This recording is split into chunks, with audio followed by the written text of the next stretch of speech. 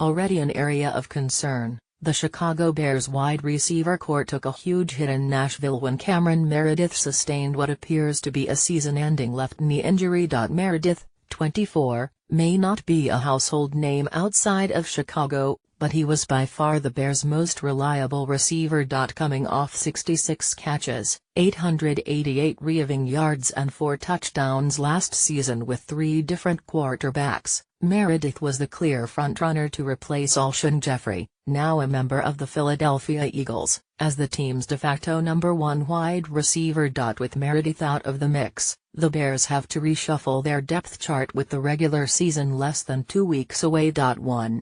Kevin White has to take over for Meredith, plain and simple.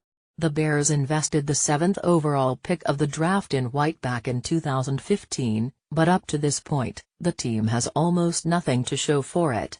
White has played in just 4 regular season games because of 2 separate fractures in his leg, but he's practiced virtually every day this summer. It's now or never. At 6'3", 216 pounds, White is built like a Pro Bowler. Now it's time to play like one. 2. Marcus Wheaton, the former Pittsburgh Steeler, is guaranteed $6 million in 2017, so he's making the team. But Wheaton has hardly practiced because of an appendectomy and fractured left pinky finger that required surgery.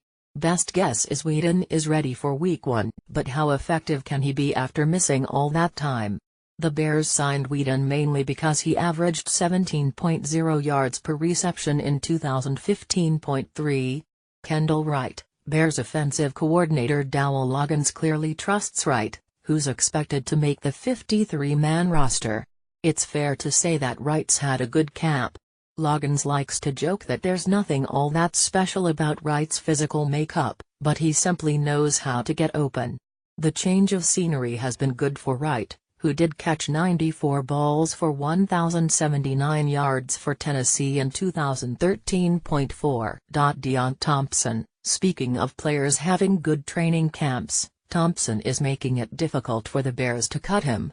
We all know Thompson's greatest value is on special teams, where he's returned kickoffs in the past, but the veteran has had some memorable plays in the passing game, too. Thompson is tied with Wright for the team lead with 6 preseason catches, and last year he had a career-high 22 receptions for 249 yards and 2 touchdowns in fill-in duty. 5. Tanner Gentry, look, Gentry catches everything in sight.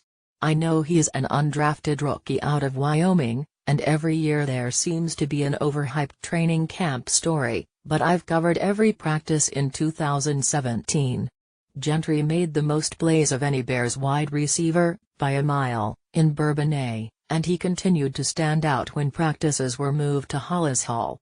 It came as no surprise that Gentry hauled in a 45-yard touchdown pass from Mitchell Trubisky on Sunday, because he's done that countless times during practice. At 6'2", 209 pounds, Gentry doesn't look overmatched on offense. But can he play special teams? Only time will tell. The 5th or 6th receiver on the 53-man roster, depending on how many the Bears keep, has to play special teams. 6. Titus Davis. Davis doesn't appear as consistent as Gentry, but he's looked very good at times, too.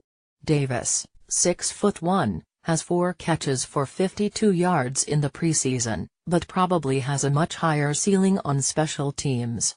I believe Davis will be on someone's 53-man roster or practice squad this year. 7. Josh Bellamy. Bellamy is terrific on special teams, not to mention a vocal leader, but he's been hurt. 8. Victor Cruz. It doesn't look promising for Cruz, especially after he dropped another ball in Tennessee. He just hasn't made an impact. 9. Daniel Braverman. The 2016 7th-round pick has likely dropped too many passes in practice, plus he muffed a kickoff return in Arizona, to crack the 53.